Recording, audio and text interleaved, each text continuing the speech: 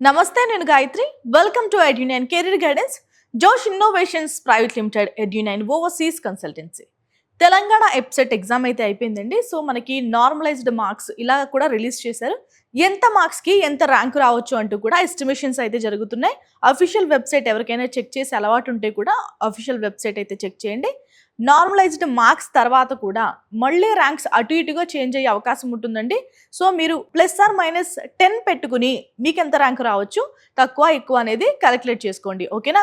ఎందుకంటే చాలా మందికి నార్మలైజేషన్ తర్వాత మార్క్స్ పెరగచ్చు, కొంతమందికి మార్క్స్ తగ్గొచ్చు. సో ర్యాంక్ కూడా పెరగచ్చు, ర్యాంక్ కూడా తగ్గొచ్చు. కాబట్టి సో అలాగ మీరు ప్రిపరేషన్ అయితే చేసుకోండి. సో ఇప్పుడు మీకు ఈ ఎస్టిమేషన్స్లో ఎంత ర్యాంక్ వచ్చింది, సో ఈ ర్యాంక్కి ఏ కాలేజ్లో సీట్ వస్తుంది, ఇలాంటివన్నీ కూడా మనం ఫర్దర్ వీడియోస్లో మాట్లాడుకుందాం. ఇప్పటికే మన ఛానల్లో చాలా వీడియోస్ అయితే అప్లోడ్ అవుతూ ఉన్నాయండి దీనికి సంబంధించి. సో మీకు ఏ కాలేజ్ కావాలి లేదంటే ఏ జిల్లాలో కావాలి అనేది కూడా కామెంట్ చేస్తే వీడియో రూపంలో మీకు అందించడం అయితే జరుగుతుంది. ఓకేనా? నేను ఎంపీసీ స్ట్రీమ్ ఎగ్జాంపుల్గా తీసుకుంటాను. నెక్స్ట్ వీడియోస్లో బైపీసీ కూడా మాట్లాడుకుందాం. So marks versus rank analysis అయితే ఈ వీడియోలో చూద్దాం. ఓకేనా? ఇక్కడ మనకి కంపారిజన్ వచ్చేసి 2024-25కి అయితే జరుగుతుందండి. ఇక్కడ ఏం జరిగిందంటే ఖచ్చితంగా మార్క్స్ ఎవరికైతే కొంచెం తక్కువ వచ్చాయో ర్యాంక్ కూడా కాస్త ఎక్కువ వచ్చే అవకాశం ఉంటుంది. ఈసారి ర్యాంక్ కూడా బూస్ట్ అయిందండి. సో అది ఎలా కంపేర్ చేసుకోవాలో చూద్దాం. మనకి ఎగ్జామ్ మొత్తం వచ్చేసి 160 మార్క్స్ కదండి. ఇందులో ఎవరికైనా 135 కంటే ఎక్కువ వస్తే మనకి 2024లో ఏంటంటే వాళ్ళకి 25 ర్యాంక్ లోపు వచ్చింది. ఇక్కడ కూడా అంతే 2025లో. బట్ చూడండి 134 నుంచి 130 నుంచి 134 మధ్యలో అంటే 4 మార్క్స్ తేడాలో ర్యాంక్ చూడండి 75 అంటే 50 ర్యాంకుల డిఫరెన్స్ అయితే వచ్చింది. ఇక్కడ 2024లో అయితే చూడండి 40 లోపు అయితే ర్యాంక్ వస్తుంది. సో దీనికి ఇంచుమించు 35 తేడా. ఓకే, 125 నుంచి 129 అయితే కనుక 2024లో 125 ర్యాంకు లోపు ఉంటారు. ఇప్పుడైతే చూడండి 65 లోపు, సగానికి సగం ర్యాంక్ కూడా బూస్ట్ అయింది, ర్యాంక్ తగ్గిపోయింది. మీరు కంపేర్ చేసుకుంటే అర్థమవుతుంది. ఇంకా 120 నుంచి 124 ఆ 4 మార్క్స్ తేడాలో 125 నుంచి 175కి అయితే పడిపోయారు. 175 లోపు అయితే ర్యాంక్ వస్తుంది 2024లో. బట్ ఇప్పుడు చూడండి 2025లో 93 లోపే ర్యాంక్ వచ్చే అవకాశం ఉంటుంది. ఓకేనా? 115 నుంచి 119 అయితే ఇప్పుడు 151 అండి. గతంలో 275. ఇక్కడ కూడా సగానికి సగం తేడా వచ్చింది. 110 నుంచి 114 అయితే 2024లో 400 లోపు, ఇప్పుడైతే 215 లోపే ర్యాంక్ వచ్చే అవకాశం ఉంది. 105 నుంచి 109 అయితే కనుక గతంలో 600, ఇప్పుడు 321 లోపు ర్యాంక్ వచ్చే అవకాశం ఉంది. 100 నుంచి 104 మధ్య మార్క్స్ వస్తే మీకు 2024లో మనకి 850 లోపు అయితే ర్యాంక్ వచ్చింది. బట్ ఇప్పుడు విద్యార్థులకి ఏంటంటే 455 లోపే ర్యాంక్ వచ్చే అవకాశం ఉంటుంది. చూసారా ఎంత టఫ్ అయిందో. ఇంకా పోను నెక్స్ట్ ఇయర్స్ కూడా 2026, 27 పోను కూడా ఇంకా టఫ్నెస్ అనేది పెరిగే అవకాశం ఉంటుంది. ఓకేనా? ఇంకా మనకి 95 నుంచి 99 మధ్యలో ఎవరికైనా వస్తే 2024లో 1200 లోపు వస్తే ఇప్పుడు వచ్చేసి 705 లోపు వచ్చిందండి ర్యాంకు. 90 నుంచి 94 మధ్య కనుక వస్తే 2024లో 1750 లోపు వచ్చింది ర్యాంకు. ఇప్పుడు వచ్చేసి 1078 లోపు అయితే ర్యాంక్ వస్తుంది. 85 నుంచి 89 మధ్యలో కనుక మార్క్స్ వస్తే 2024లో 2600 లోపు ర్యాంక్ వచ్చింది. ఇప్పుడు వచ్చేసి 1688 లోపు అయితే ర్యాంక్ వచ్చే అవకాశం ఉంటుంది. ఓకేనా? సో విద్యార్థులందరూ కూడా ఎగ్జామ్ బాగానే రాసి ఉంటారు. సో ఆల్రెడీ ఎస్టిమేషన్స్ వేసుకుంటారు కదా, ఫలానా కాలేజీలో జాయిన్ అవ్వాలి అని.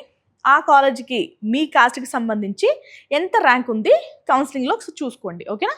ఇంకా మనకి మ్యాక్సిమం మార్క్స్ అన్నీ మాట్లాడుకుందామండి. 80 నుంచి 84 మధ్యలో వస్తే కనుక 2024లో 3750 వస్తే ఇప్పుడు దాని లోపు వస్తే ఇప్పుడు చూడండి ఎంత తగ్గిపోయిందో.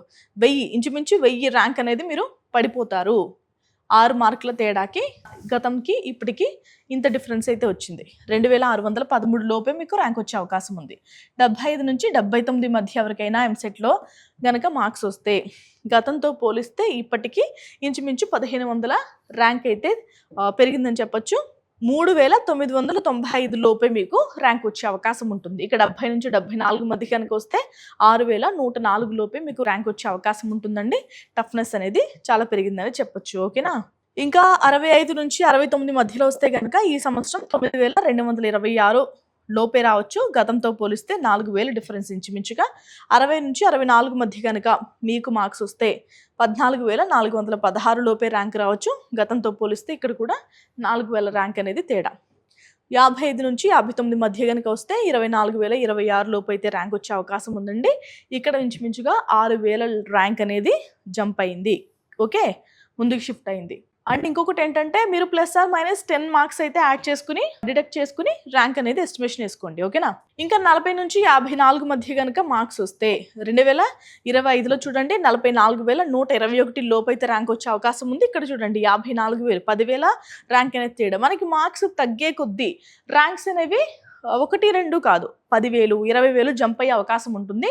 సో ఎంసెట్ ఎగ్జామ్లో ఏ కాంపిటేటివ్ ఎగ్జామ్ అయినా కానీ ఒక్క మార్కు కూడా చాలా ఇంపార్టెంట్. కొన్ని ఎగ్జామ్స్లో ఏంటంటే అర మార్కులో కూడా ఉద్యోగాలు కోల్పోవడం ఇలాంటివన్నీ చూస్తూ ఉంటాం. సో ఎగ్జామ్ అయిపోయింది కాబట్టి ఇప్పుడు ఏం చేయలేం. బట్ ఏదైనా ఎగ్జామ్కి ప్రిపేర్ అయ్యేటప్పుడు ఏంటి చేస్తారంటే ప్రతి మార్కు కన్సిడర్ చేయండి. నెగిటివ్ మార్క్స్ ఉంటే కనుక ఆలోచించి మీరు పెట్టండి. ఓకేనా, ఇంకా 2025లో 45 నుంచి 49 మధ్య మార్క్స్ వస్తే 82,336 లోపు వచ్చే అవకాశం ఉంటుందండి. ఇక్కడ కూడా మనకి 20,000 ర్యాంక్ అనేది తేడా. 40 నుంచి 44 మధ్యలో వస్తే కనుక 2025 సంవత్సరం 1,35,462 లోపు మీకు ర్యాంక్ వచ్చే అవకాశం ఉంటుంది.